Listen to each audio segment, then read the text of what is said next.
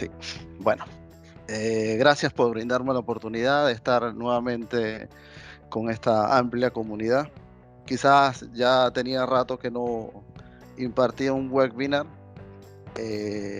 Estaba, o estoy dedicado mucho al tema de entrenamiento e implementaciones a nivel de cursos, ¿no? Pero, wow, creo que casi 2 años que no he dado un webinar por acá. Pero nada,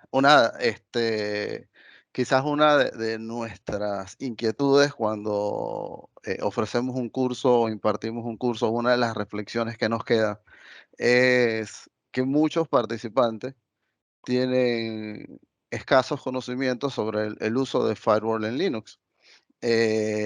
Algunos simplemente copian y pegan de los instructivos que hay en Internet o manejan el firewall a nivel básico, es decir, algunas instrucciones muy sencillas y adicionalmente a eso, no entienden el funcionamiento complejo de un firewall. De hecho, cuando yo comencé en Linux, dominar el gestor de firewall y ptable, wow, me costó un mundo. Creo que nunca lo llegué a dominar por completo, pero la idea es que este webinar aclare un poco el tema de la gestión de firewall, qué está pasando, porque ya en muchas distribuciones iptable ya no aparece como servicio, más sí se pueden ejecutar instrucciones a través del comando iptable. Y otras dudas que puedan surgir que también abren paso a los que se están iniciando en el mundo de Linux, a los que quieran aclarar dudas, complementar conocimientos. Y bueno, tampoco hay un alcance de que vamos a explicar la sintaxis, cómo cada una de las instrucciones, porque bueno, para eso tenemos masterclass, tenemos también un curso completo que ya va más orientado a enseñar el uso de alguno de los firewall o de los gestores de firewall específicos. Pero bueno, feliz, bienvenidos y vamos a ver, vamos a hablar un poco sobre temas conceptuales y vamos a demostrar en las interfaces el estatus de los firewall y hablar un poco sobre las mejores prácticas. Realmente el contenido va orientado a qué es un firewall, desde el kernel de Linux. Vamos a ver un poquito sobre la descripción de los gestores de firewall, el uso de los gestores de firewall, es decir, cuándo debo usar cuál gestor y disertar sobre las mejores prácticas, donde simplemente no tengo un slider sobre eso, sino que quizás es el espacio donde voy a interactuar con ustedes, aclarar algunas dudas y recomendarles algunas cosas sobre este tema y esta disyuntiva que hay de qué gestor de Fiverr utilizar y realmente cómo funcionan, ¿no? Entonces, comenzamos. No podemos iniciar sin ver qué es un firewall, por supuesto, desde el punto de vista de Linux. Básicamente, un firewall es un recurso disponible para proteger un host, una red o un conjunto de redes de cualquier tráfico no deseado procedente desde el exterior. Eh, a veces nos limitamos a decir que un firewall es nuestro contrafuego perimetral, pero obviamos que los hosts también tienen su firewall, igual que una máquina Windows tiene su firewall de Windows, un host Linux, bien sea una estación de trabajo o un servidor, tiene su propio firewall. De hecho, es una mala práctica donde muchas, o muchos administradores de sistemas, lo primero que hacen es bajar el servicio de firewall porque le estorba. Y esa es muy, muy mala práctica. Realmente, si no dominan el firewall, hay que aprender a utilizarlo, porque un firewall realmente nunca debe estorbar. De hecho, ciertamente los que han hecho entrenamiento conmigo, cuando aprendemos a utilizar una herramienta, en vista de que no, de que me he encontrado con personas que no dominan bien el firewall, dependiendo de la distribución, lo bajamos, pero al finalizar el curso tenemos un módulo de seguridad donde complementamos las reglas y activamos el servicio. Pero creo que jamás un equipo en producción debe tener el firewall de host desactivado, incluso aunque tengamos un firewall perimetral, porque no quedamos exentos a nivel de seguridad. Ciertamente hay ataques internos, hay ataques externos. Entonces, dependiendo del contexto, el exterior no solo es el Internet. Es decir, si estoy en una red LAN o tengo una red segmentada, el exterior de esa red LAN no solo puede ser el servidor, por ejemplo, puede ser la red inalámbrica.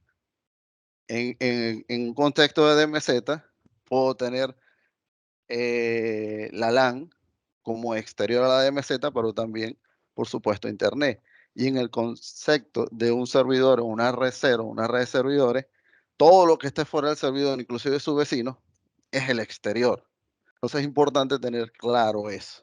Y es que un firewall permite a los administradores de sistemas controlar el tráfico de red mediante definiciones de un conjunto de reglas de contrafuego, que es nuestro dolor de cabeza, crear las reglas.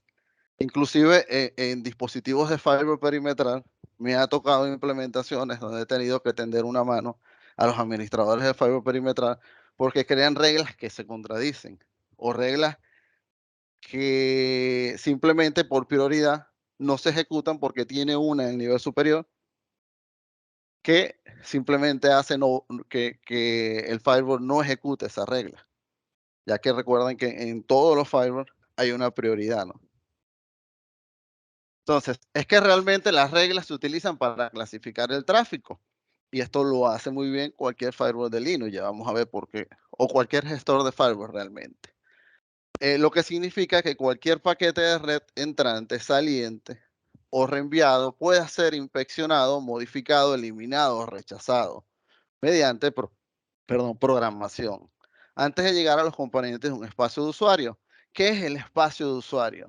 El espacio de usuario, si recuerdan, cuando yo estoy en un sistema Linux, vamos a abrir cualquiera, eh, y yo veo acá, vamos a entrar acá. Miren que yo tengo diferentes usuarios porque los servicios y las aplicaciones se ejecutan con un usuario, bien sea root o bien sea un usuario del sistema o un usuario de aplicación. Por ejemplo, cuando yo instalo Asterisk, se crea un usuario Asterisk. Cuando yo instalo Zabbix, se crea un usuario Zabbix. Instalo MySQL, se crea un usuario MySQL y así sucesivamente. Entonces, ese espacio de usuario, por ejemplo, para el usuario Zabbix, hay dos componentes. El primero que es dado a las aplicaciones que él ejecuta y el segundo a las configuraciones, que por lo general esas configuraciones se encuentran en etc. Y dependiendo de lo que yo tenga instalado, voy a tener grupos y usuarios, ¿no? Bueno, en este caso ya lo tengo en root, pero dependiendo de lo que instale, van a tener algunos usuarios. Si yo aquí, por ejemplo, eh, instalo este servicio, e instalo MySQL, por ejemplo, voy voy a habilitar y voy a ejecutar este servicio. Ok, entonces, acá, esto es un pequeño. Entonces, esta es la IP que tengo acá. Están viendo el shell de Linux, ¿no? No estoy compartiendo solo la presentación. ¿Me ayuda, por favor? Sí, ya estamos viendo la consola. Ok. Entonces, probablemente se ha creado un usuario que se llama Apache, que es este que está acá. Y se han creado archivos de configuración. Entonces, todo eso va dentro de ese espacio de usuario. Y todo el tráfico que interactúa con las aplicaciones es clasificado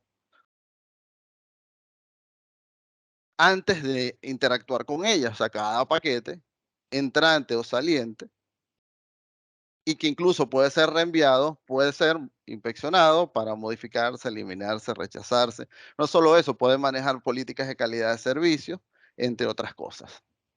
Luis, ¿podrías por Sí. favor, no sé, subirle un 10 o 15% a la fuente de la letra que está en la consola? Eh, sí, voy. Perfecto. Muchas gracias. Yo- Allá está bien. Creo que sí, pero quizás la audiencia podría Si contestarnos alguien nos ahora. ayuda ahí, Sí, está perfecto, dicen. Excelente. Gracias, Luis. gracias. Entonces, bien. Entonces, en teoría, yo debería abrir mi navegador, cerrar por acá y ya entrar a mi servidor Apache. Pero esto no sucede. ¿Por qué no sucede?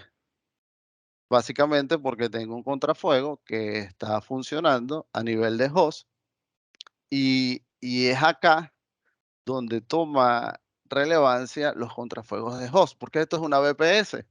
Entonces, en ocasiones las VPS no me dan acceso a un firewall perimetral, o hay un firewall gestionado, por ejemplo, en AWS, que ya es otra infraestructura porque es una nube que tiene su gestor de firewall externo vía API, entonces él la gestiona. Pero si yo voy a otros gestores, que no es AWS ni Azure, sino un poco más sencillo, donde simplemente me dan VPS, allí es donde el firewall de host toma la importancia, porque si tú no tienes un firewall allí, simplemente vas a permitirlo todo. Entonces, o creas tu propia infraestructura allí donde pones un firewall perimetral, o simplemente a cada servicio tú gestionas los firewalls. Entonces, si vas a tener un CRM por ahí arriba, no vas a pagar por otro equipo que es un firewall, aunque ellos también ofrecen firewall, pero eso tiene un costo adicional. Entonces, si por ejemplo yo pagara este gestor, en este caso FirewallLED, podría tener acceso al servicio. Básicamente el contrafuego lo que me está es bloqueando ese acceso. Está analizando el paquete y lo está bloqueando porque por defecto él viene bloqueado. Pero realmente esto, lo que estoy utilizando es un gestor de firewall, es un programa que se encarga de interactuar con uno de los componentes del kernel de Linux. Entonces, ahí es donde entramos en conflicto sobre qué es un firewall o qué no es un firewall. Entonces, hablemos un poco de NetFilter. De hecho, para ser experto en firewall, debemos conocer cómo trabaja NetFilter. Es como un principio sobre por qué y cómo funciona un firewall. Básicamente, desde Linux 2.4 se ha introducido en su kernel un poderoso subsistema que es un framework completo realmente de filtrado de red denominado NetFilter. Y él permite que los módulos de su kernel inspeccionen cada paquete que atraviesa el sistema. Es decir, si viene un paquete que va a interactuar con el servicio SSH, él va primero a interactuar con el módulo y le va a decir, ya va. Y él crea una cadena a través de unos hubs, hace todo el proceso y si lo acepta, le entrega el paquete al servicio. De resto, por ejemplo, lo puede dropear o le puede hacer un reject, dependiendo de cómo esté configurado. Entonces, quiere decir que NetFilter comprende un conjunto de hubs, eh, si lo traducimos o ganchos, dentro del kernel de Linux, que permite a los módulos específicos del kernel realizar llamadas al sistema con la pila de red del kernel. Eh, Creo que tenemos claro, o los que no saben, a la final, todas las peticiones de red pasan por una pila que interactúa con la memoria RAM, porque así funciona el kernel de Linux a nivel de su sistema de red. Cuando eso sucede, allí es donde se establecen los hubs y en esa pila de red es que él hace todo el proceso a nivel de clasificación y de las reglas, además de las acciones o políticas que se van a tomar. En pocas palabras, podemos aseverar que NetFilter proporciona al sistema operativo las funcionalidades necesarias para encaminar paquetes de red y para bloquear el flujo de los paquetes designados a los segmentos de la red. ¿Y qué es esto? Realmente es un firewall, pero realmente se encuentra dentro del kernel de Linux, es decir, forma parte del código de Linux. Está dentro de sus módulos, es decir, si yo voy a mi máquina y, por ejemplo, voy a mis procesos, voy a, voy a listar dentro de los procesos la parte de networking.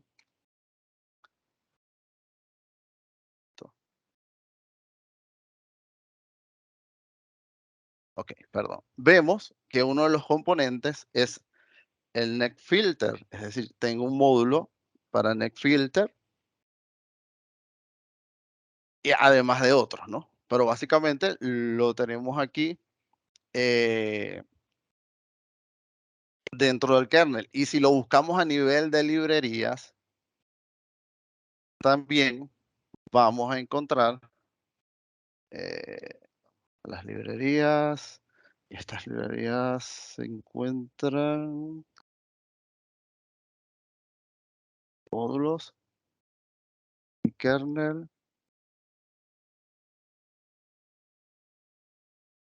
networking, por supuesto, y por lo menos veamos a nivel de IPv4. Miren que también tenemos NetFilter, es decir, y acá tenemos una serie de módulos asociados a, por ejemplo, las políticas, es decir, las acciones. Si vamos a enmascarar, si vamos a hacer un rejet, si vamos a hacer un NAP, si vamos a enviar un LOP, entre otros, si vamos a hacer proxy, inclusive, entre otras cosas. Y también está clasificado en dos proyectos, que es el IP Table y el NF Table, pero ya vamos allá, no nos vamos a adelantar tan rápido, vamos a continuar con nuestra presentación.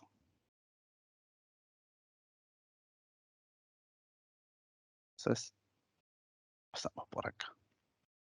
Si vemos el flujo de paquetes a través de una red Linux, tenemos una estructura como lo que tenemos acá. Hablamos de los hubs, ¿verdad? Entonces, por acá tenemos, dependiendo de la capa, procesos diferentes, menos a nivel de la capa de aplicación, porque el firewall de Linux no llega hasta esa capa. Hay otros componentes que funcionan a nivel de la capa de aplicaciones. Por ejemplo, en el caso de Red Hat tenemos el XDP filter, que lo utilizamos mucho para prevenir ataques de sistema de denegación de servicios distribuidos a nivel de VPS o de host. Otra herramienta válida que nos ayuda a subir a la capa de aplicaciones, en el caso de Linux, puede ser el C Linux. El C Linux también trabaja a nivel de la capa de aplicaciones y generalmente, como es bastante complicado configurar, la mayoría de los instructivos que encontramos nos dice pasarlo a disable. Antes venía en enforcing por defecto, en CentOS 7. Ya para Rocky, Alma, CentOS String o Red Hat Enterprise, él viene permisivo, es decir, él permite, pero informa. lo almacena en un log. Cuando lo llevamos a disable ya es otra cosa, porque no ejecuta ninguna política. Entonces, él, como trabaja a nivel de la capa de aplicaciones, en ocasiones no me permite ejecutar servicios o levantar aplicaciones. Por ejemplo, los que manejan Zabbix. Es tan complejo o tan, que ellos ya crearon a nivel de instalación que se creen las políticas del C Linux. Pero a nivel, por ejemplo, de Postgre, no sucede eso. Es muy común que tengamos el C Linux habilitado en Postgre y cuando vamos a hacer una conexión SQL externa, me dé un error, a pesar de que levante el servicio. Porque a nivel de la capa de aplicaciones está haciendo un bloqueo. Pero bueno, ya ese es otro tema, pero son dos componentes que refuerzan. C Linux forma parte también del entrenamiento de Red Hat a nivel de certificaciones. ¿No? Yo tuve la oportunidad de verlo y es algo complejo, pero funciona bastante bien. Entonces, como ven, a nivel de la capa IP, de la capa de Breeze o ARP, bueno, realmente a nivel de la capa de Breeze y a nivel de la capa IP, él tiene 5 tablas básicas predefinidas en base a 3 acciones principales. La entrada, la salida y el forwarding, ¿no? Entonces tenemos el hub de entrada, que miren que solo va a nivel de la capa IP, no a nivel de bridge, el hub de forwarding y el hub de output. Entonces, el proceso de paquetes se realiza en función de lo que se denominan las chains, que son las cadenas. Entonces, cuando se genera una cadena que va desde acá hasta acá, en caso de que sea un forwarding, por ejemplo, el paquete ingresa, hay una toma de decisión si es un bridge, porque ya no trabajaría a nivel de hub, sino a nivel de bridge, o si es un protocolo. Entonces, si es un protocolo, él se va a nivel de la capa de IP y aquí sí hay 5 hubs. Entonces se establece la cadena a nivel de la capa IP y básicamente el origen y el destino de los paquetes determina la cadena con la que se procesa. Si el paquete entra, entonces hay un hub de pre-routing y ese hub es lo que me va a decir, ajá, ¿qué va a suceder? Si hay un input local, él simplemente toma el input. Si es un aceptar, él lo pasa a la aplicación. Pero si no va para él, sino que simplemente es un enrutamiento, entonces lo pasa a forwarding. Y el forwarding lo pasa a un proceso de post-routing, que es aquí donde aplicamos lo que son los SNAP. En cambio, en el pre-routing aplicamos los DNAT para los que han manejado IP Table o, o queremos hacer forwarding de paquetes, es decir, tengo una IP pública y lo voy a enviar a una privada, por acá es el proceso, entre el pre-routing y el post-routing, dependiendo de lo que quieras, si es entrar o salir. Pero también sucede que es posible que esa cadena tenga una salida, es decir, venga de un proceso local que necesite hacer una petición, por ejemplo, hacia Internet o hacia otro host. Entonces aquí tenemos el hub de output. Entonces, esos 5 componentes es donde él va a realizar el procesamiento antes de interactuar con la aplicación o con la interfaz de red o con la IP. Entonces, estas son las 5 tablas predefinidas: el routing, local forwarding, el out y el post routing. Entonces, en esos hubs, dentro de esa cadena que se establece, existen diferentes targets. De hecho, son nuestras acciones. Por ejemplo, tenemos aceptar, hacer un drop, montarlo en cola, hacer un DNAT, hacer un reget, pedir un repeat o enmascarar inclusive, además de enviarle un log. Entonces, dependiendo de la regla, va a haber una acción. Cuando yo digo todo lo que venga al puerto número tal, hacerle un drop, es decir, no va a pasar. ¿Y qué es lo que estaba sucediendo con nuestro firewall? Eh, Como no cumplía ninguna regla, entonces él trae una política por defecto, que es drop, y descarta el paquete. Y eso es lo que pasó cuando yo intenté conectarme web. pero también puede ser de aceptar. Pero por defecto, los firewall lo traen como drop. Eh, si yo voy a mi máquina y voy a hacer algo interesante, ¿no? Yo voy a hacer un iptable -L. Perdón. Entonces vamos a ver que no hay nada. Eh, Al decir que no hay nada, él toma por defecto una política. Pero vemos que estoy ejecutando un comando iptable y estoy en un sistema que ya iptable no es el firewall por defecto, porque esto es un, esto es un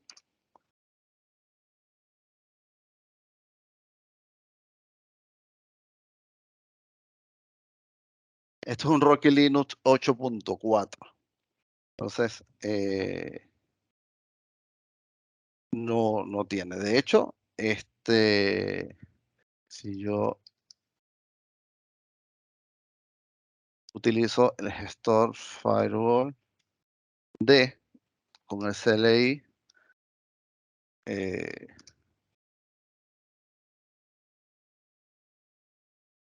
le digo que me liste todo. Vamos a hacer- Vemos que tengo una sola zona, ¿no? Y que está activa. Y están todas las interfaces asociadas. Luego vamos a hablar un poquito sobre el Firewall D. Y vemos que hay unos servicios activos, que es el cockpit, el DHCP versión 6 client y el SSH. Por eso puedo entrar SSH, pero no puedo entrar web. Pero supongamos que yo voy a decirle, en este caso, que voy a agregar un servicio permanente y lo voy a hacer por puerto o por servicio. Esa es una de las virtudes que tiene, aunque sé que me estoy adelantando, que tiene este tipo de gestores a nivel de host o de alto nivel, a diferencia de iptable que es a bajo nivel. Entonces, ¿qué servicio voy a agregar? HTTP. Entonces, el load. Y si vuelvo a listar, voy a ver que ahora tengo el servicio HTTP. Es decir, si yo voy a esta URL, bueno, miren, ya le puedo llegar nuevamente. Y básicamente lo que estoy demostrando acá es que él viene por defecto en drop, lo que no aparece. Y luego yo lo que le estoy diciendo es que agregue, en este caso, un servicio, pero puede ser un puerto. Si yo digo un iptable -L, miren que sigue apareciendo nada. No tengo nada por acá. Y ahora les voy a explicar por qué. Anteriormente en CentOS 7, sí, lo que yo realizaba en Firewall D se reflejaba en iptable. Y ya les voy a explicar esto. Entonces, para cerrar con lo que es NetFilter, en cada una de las conexiones de red NetFilter, él identifica la siguiente secuencia de valores o lo que se llaman las tuplas.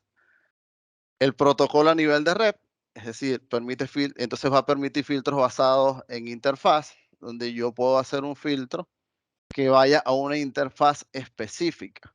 En el caso de Firewall D, está orientado a zonas, pero recuerden en iptable, los que lo manejan, que podemos hacer reglas específicas para una interfaz, un segmento de red, entre otras cosas. La dirección de origen, por supuesto, desde donde viene el paquete, también podemos filtrar la dirección de destino, que es hacia donde va el paquete, en caso de que tengamos, eh, digamos, varias interfaces o un firewall perimetral. El protocolo a nivel de transporte, que es lo que acabo de indicar.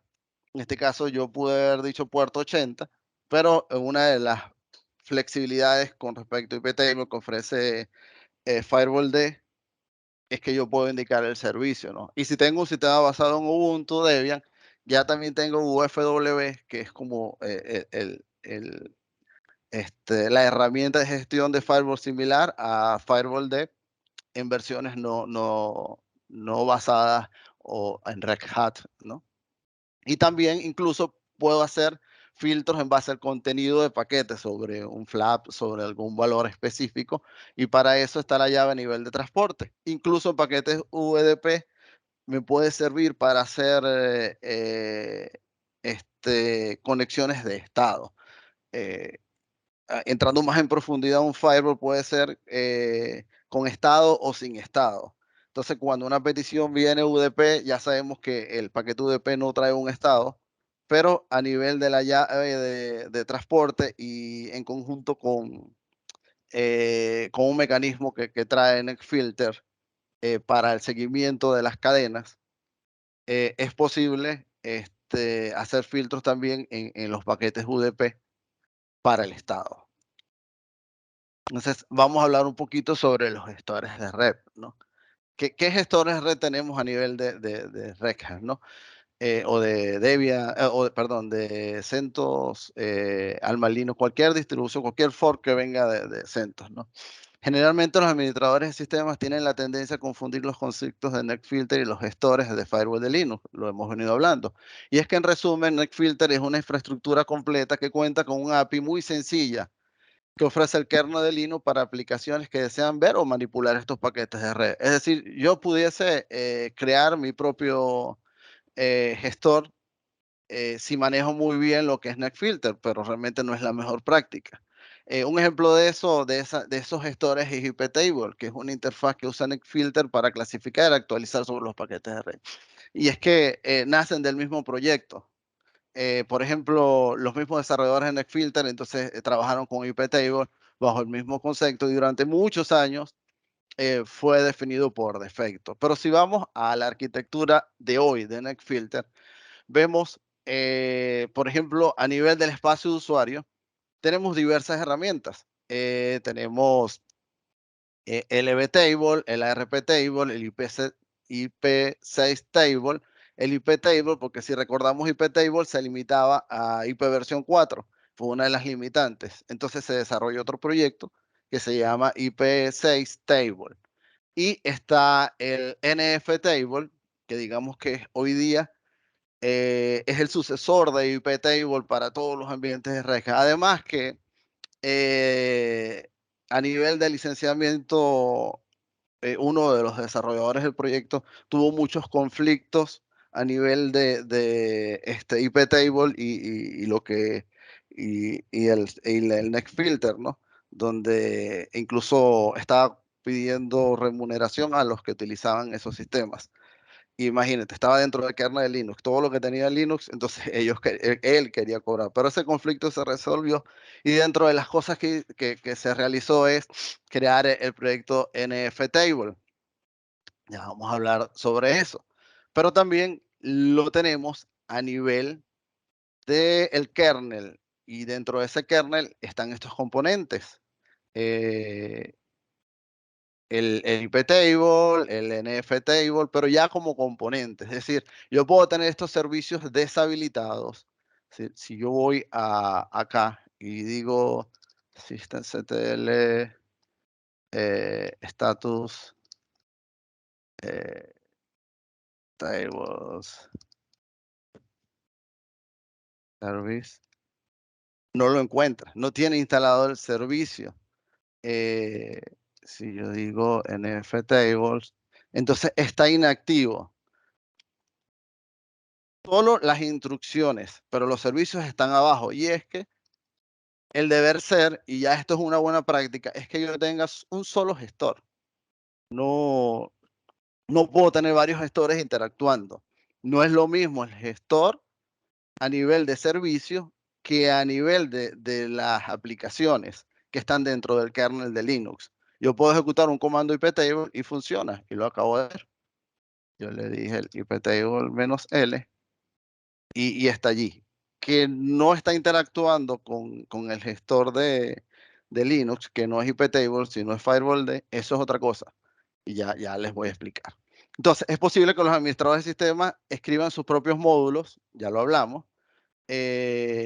Inclusive el comando iptable, como les dije, es una herramienta de bajo nivel y puede ser un desafío administrar correctamente. Como yo les dije, a mí me costó mucho aprender iptable porque quizás eh, hace años, no voy a decir el año, el acceso al conocimiento de Internet era más limitado, no había tantos instructivos, los cursos de certificaciones no eran tan accesibles, tenían costos elevados y la mayoría eran lejos.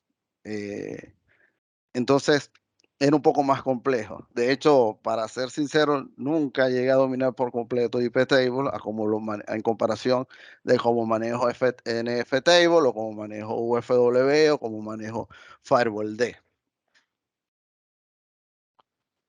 Entonces, hablemos de Firewall D, y es que a partir de Red Hat 7 se ha introducido un nuevo método predefinido de interacción con NetFilter denominado Firewall D. Se encuentra destinado para la administración del firewall a nivel de host.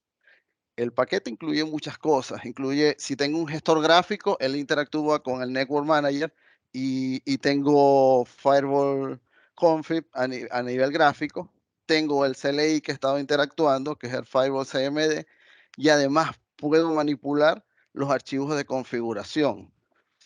Entonces, en este caso tengo Firewall D funcionando por completo como gestor. Entonces, pero Firewall D administra el subsistema de kernel de NetFilter utilizando comandos de bajo nivel, es decir, él interactúa con el NFTable y ciertamente tendríamos que consultar eh, las rutas para determinar dónde se encuentra la configuración. Y es que en el caso de Firewall D, él trae dos rutas de configuración.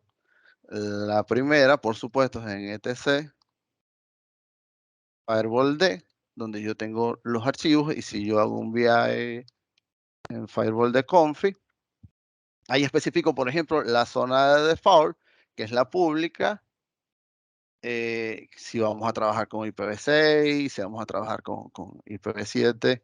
Y miren, el backend, y eso es quizás una de las cosas más importantes que debemos de tener claro, para CentOS 8 Rocky Linux Alma, es NFTable. Miren cómo dice default. Anterior a eso, en CentOS 7, por ejemplo, era iptable. Es por eso que cuando yo ejecuto un comando en Firewall D que va a configurar NetFilter, lo hace a través o se comunica con su backend. En este caso es NFTable. Por eso no tengo nada en los iptable. Si yo indico acá que es iptable y reinicio, cada vez que yo inserte una regla, cuando yo realice un iptable "-l", lo voy a ver, porque a nivel de backend es eso. Entonces, acá podemos definir que tenemos Firewall D, tenemos UFW, entre otros gestores, y ellos interactúan no directamente con NetFilter, que es el subsistema que se encarga, sino que lo hace a través de un backend, en este caso, estos dos que tenemos acá. De hecho, esta configuración se repite en user, lib, Firewall D. Lo único que lo que esté acá, cuando yo haga una actualización de Firewall D, desaparece si yo hago una customización de la configuración. Es, digamos, una de las opciones por lo que está allí, ¿no? Entonces, también entendemos que Firewall D, además de su CLI, que es el Firewall CMD, tiene un demonio de sistema que puede configurar y monitorear las reglas del firewall. Cubre IPv4, IPv6 y simplifica las funciones de firewall de clasificar todo en base a zonas. Ciertamente mucha gente dice, no, que es limitado porque conocemos las reglas normales, pero hay instrucciones de reglas directas o reglas enriquecidas que me permiten ampliar, pero muchísimo, las posibilidades. Puedo crear listas blancas, listas negras, puedo enmascarar, puedo hacer por forwarding, cosa que muy pocas personas saben hacerlo como lo realizaban en iptable. Y cuando nos quedamos cortos, entonces podemos empezar a interactuar con NFTable. Y allí sí voy a tener todas las capacidades de modificar el gestor de firewall para interactuar con NetFilter.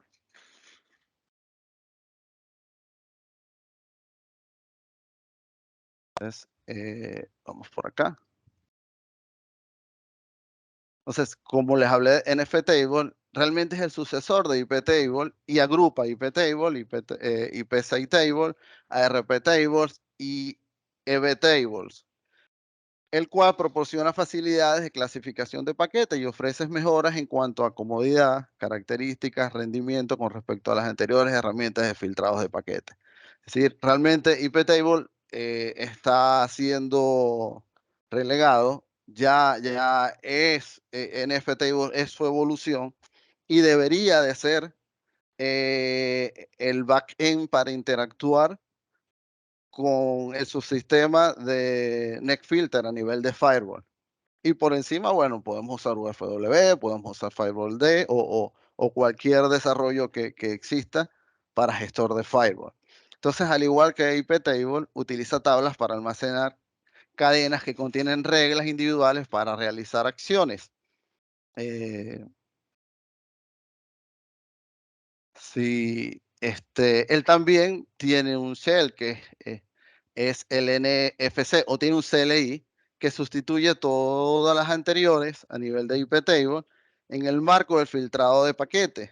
Y él cuenta con una biblioteca, la cual puede utilizarse para interactuar a bajo nivel con NFTable. De hecho, eh, tiene muchas bondades con respecto a Firewall D. Que van desde el API. Él cuenta con un API súper poderosa que me permite interactuar de manera diferente. Incluso él no trabaja con consultas directas, sino que trabaja en base a tablas, ¿no? Entonces eso me ayuda a mejorar las funcionalidades. Esas tablas de búsquedas no existían en IPTable, porque en IPTable eran procesamientos lineales y tiene un único marco, no es IPTable, IPTable 6 o 6 IPTable o RPTable o EdTable, sino que es uno solo para IPv4 e IPv6. Eh, Cambia el concepto de reglas aplicadas, ahora son atómicas, en lugar de buscar, actualizar y almacenar un conjunto completo de reglas. Él tiene soporte de depuración, entonces podemos hacer trace. Y al hacer trace, ya entramos en un mundo de observabilidad, donde podemos cruzar o podemos simplemente hacer depuración, ¿no? Y ver qué está sucediendo cuando se está ejecutando el NF table. Y por qué no cruzarlo con los logs y cruzando con el rendimiento. Entonces tenemos rendimiento, log y trace. Y ahí podemos tener una visión global de lo que nos permite identificar fácilmente qué está sucediendo en un momento específico o qué sucedió en un momento. Útil para supervisión y rastreo de eventos, ¿no? Tiene sintaxis sencillas, no ese complejo que tenía IPTable. Y esa API que yo les comenté es NetLink y me permite crear aplicaciones de terceros. Es decir, yo puedo hablar con, con estas aplicaciones directamente. De hecho, por ejemplo, si yo tengo un sistema, supongamos FreePBX o Isabel, que tienen un módulo de firewall a nivel de interfaz gráfica, simplemente yo vía API o puedo escribir los archivos de configuración, depende del método que desee, puedo interactuar con NetFilter y ahí voy a decidir si es IPTable o si es NFTable. ¿Qué sería bueno? Los que utilicen Isabel o utilicen FreePBX, que lo nombro porque muchos de los miembros de esta comunidad están dados a la telefonía. Traten de investigar un poco, vean, por ejemplo, qué servicio está arriba, como lo acabo de realizar yo acá, ¿no? Que vi si estaba el servicio de IPTable arriba, si estaba el servicio de NFTable arriba, el NFTable o el Firewall D. En el caso no van a tener Firewall D, a menos que sea una versión muy reciente que yo no haya tocado. Y siempre es bueno, por ejemplo, consultar los procesos, como les dije. eh, si yo hago un Magne NFT, Aquí tengo explicación en los manuales que vienen dentro de Linux y tengo amplia información sobre su uso, ¿no? ¿Qué más podemos ver a nivel de iptable? Por ejemplo, hay algo muy útil que no deben olvidar, porque dicen, no, lo que pasa es que solamente iptable me permite hacer un firewall perimetral. NFTable también lo permite. Y simplemente debemos tomar en cuenta que en los procesos, cuando voy a realizar no, estos procesos, perdón. Procesos, cuando voy a realizar un, estoy en los procesos de sistema a nivel de red. Por ejemplo, en IPv4, si voy a realizar, debo ver que el IP forwarding esté habilitado. En este caso, como es un host, está en cero. Si yo lo que voy a construir es un firewall perimetral, como lo hacíamos antes, que no teníamos el PFC, que no teníamos cualquier herramienta open source que tenía una interfaz gráfica, entonces lo primero que tengo que cambiar es ese valor. Por ejemplo, he hecho -1 y cambiar ese valor. Entonces ya ahí está habilitado lo que es el forwarding a nivel de NF, ¿no? NF table.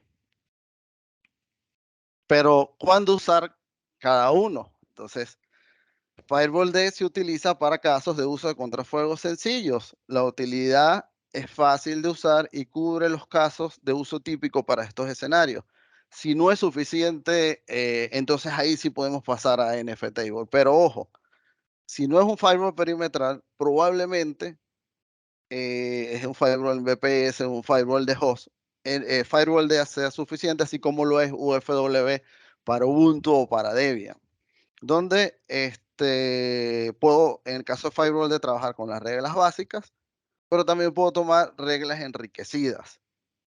Ojo, las reglas directas que tenían un nivel de complejidad o tienen, solo funcionan si el backend es iptable. En el caso de que estemos interactuando con NFTable, solo tenemos las reglas básicas y las reglas enriquecidas. Él no va a interpretar las reglas directas. Entonces, a menos que ya exista una actualización, pero hasta hace poco no era así. Entonces, NFTable se utiliza para configurar contrafuegos complejos de rendimiento crítico, como por ejemplo para toda una red, es decir, un firewall perimetral. En el caso de iptable, realmente, si hablamos de RedHat, él utiliza las APIs del kernel de NFTable, que es la que hablamos recientemente, en lugar del backend legacy. Es decir, incluso ya las APIs de legacy o las APIs de iptable no las está utilizando ni Rocky, ni Alma, ni Fedora, ni ninguna distribución basada en Red Hat, ¿no?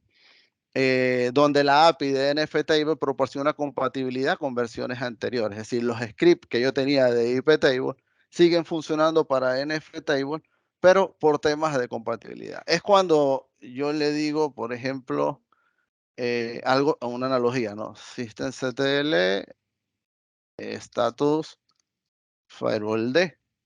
Entonces, todavía tengo participantes en cursos y entrenamientos que service firewall de status.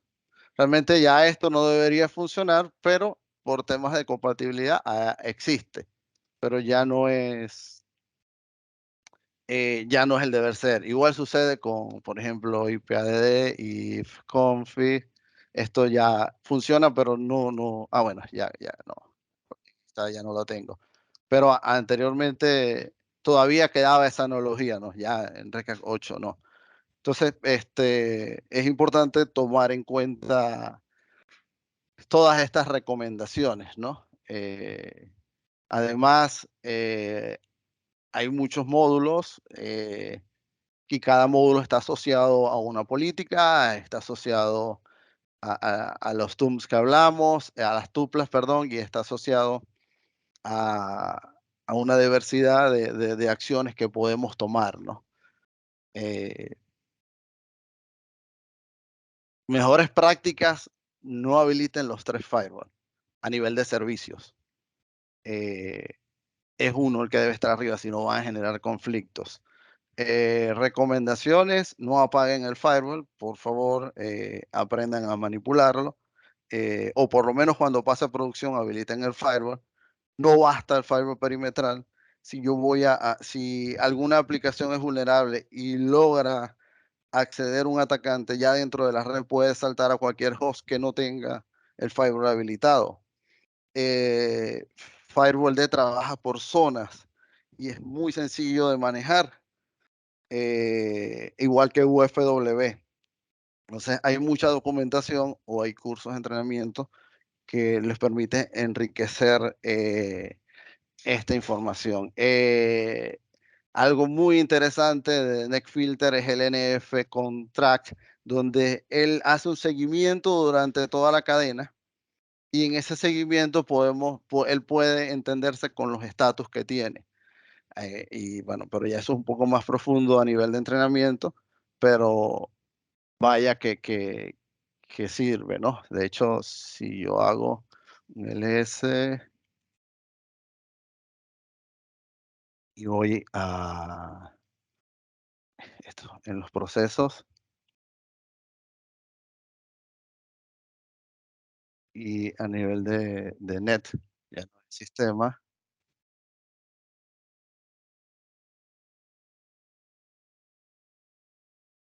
y tiene que estar en proceso porque recuerden que hablamos que él interactúa con todos los procesos, ¿no?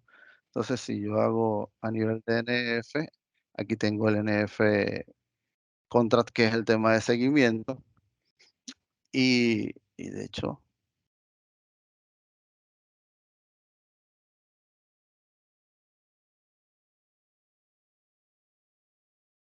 miren que acá está todo el tema del seguimiento de las conexiones. Por acá la dirección IP de origen, la dirección IP de destino, los protocolos, y hacia dónde inclusive va saltando. Y en este caso, miren que me dice conexión establecida, es decir, él lo permitió. Si vamos a nivel de puertos, estoy trabajando con el puerto 22, de hecho estoy conectado a SSH. Entonces, de esa manera también puedo observar, no solo a nivel de log, ¿no? Sino que acá puedo darle un seguimiento. Somos una entre tantas virtudes. Incluso si vamos a las librerías, ya para finalizar y escuchar las preguntas.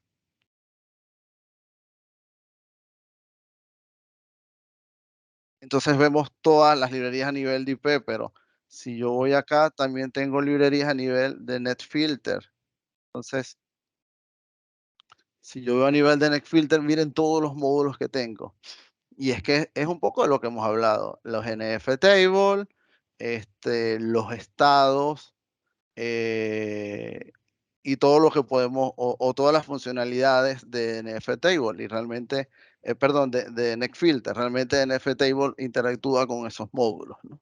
Y bueno, por eso es un framework completo en NetFilter perdón, NetFilter y NFTable.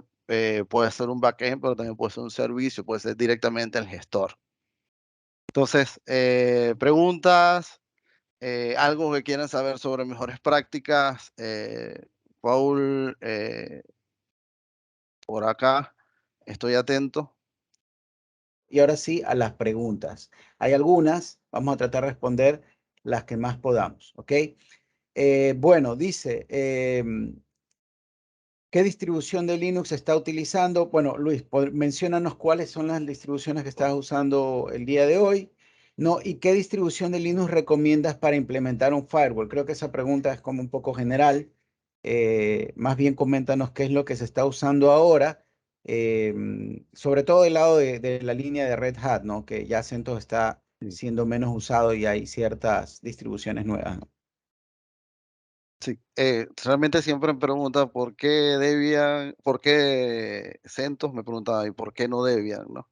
Pero ya es un tema de que yo me inicié con Red Hat porque era un sistema operativo open source, pago, ¿no? Yo trabajaba con operadores de telecomunicaciones y por compliance teníamos que utilizar sistemas operativos con soporte pago.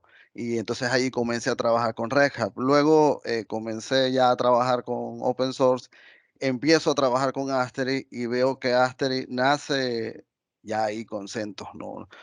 Funciona con Debian, ¿no? Pero nace con CentOS, ¿no? Y mi familiaridad con CentOS y el soporte a nivel de cumplimiento, es decir, de que cuando comprabas un servidor te decía solo es compatible con, o solo garantizamos compatibilidad con Red Hat. Entonces seguía allí con CentOS, ¿no? Igual a nivel de las interfaces y todo eso, la compatibilidad era bastante amplia, sin discriminar Debian, ¿no? Yo tengo soluciones con Debian, tengo muchas con Ubuntu, server a nivel de multimedia, ¿no? Pero sí me inclino con Reja por ese tema, ¿no? O por, ahora por Rocky o Alma Linux, ¿no? De hecho, hoy mismo estoy trabajando con Rocky, con Alma, viendo la estabilidad, pero ya tengo ciertas implementaciones con Rocky Linux. Digamos que comencé adelante con Rocky y me va muy bien, ¿no? Entonces, a nivel de sistema operativo, es eso, pues. Tengo cosas con Debian, tengo cosas pero depende. Si es un sistema administrativo, probablemente tengo un Debian Server, porque tengo muchos clientes que por compliance usan Debian, pero por compliance por lo menos un gobierno dice tiene que ser open source con esto, con esto, con esto, y entonces son puro Debian, son pro Debian y los acompaño. Pero por excelencia utilizo CentOS y todos los forks que vienen de allí, ¿no? Para usar Firewall, mira, si vas a crear un firewall a pie, el trabajo es muy amplio a nivel de firewall perimetral. Ahora mismo estamos hablando de un firewall de host, donde todos los servidores deben tener su firewall activo para protegerse en cualquiera de sus zonas. Pero yo, por ejemplo, si es Linux, si es CentOS o cualquier variante, firewall D. Pero si estoy en Ubuntu, por ejemplo, es UFW, ¿no? Construir un firewall perimetral con NFTable, wow. A pesar de que es más sencillo que IPTable, creo que eso quedó relegado antes, cuando agarramos nuestro Debian y empezábamos a construir nuestro firewall. Ahora ya hay gestores gráficos, ¿no? Por ejemplo, pfSense, entre otros. Y tengo muchos clientes que, ¿por qué no? Tienen Fortinet, que es muy bueno, entre otras soluciones, ¿no? Checkpoint, WhatsApp, a nivel de perimetral. Pero eso, pues. No sé si queda clara la pregunta.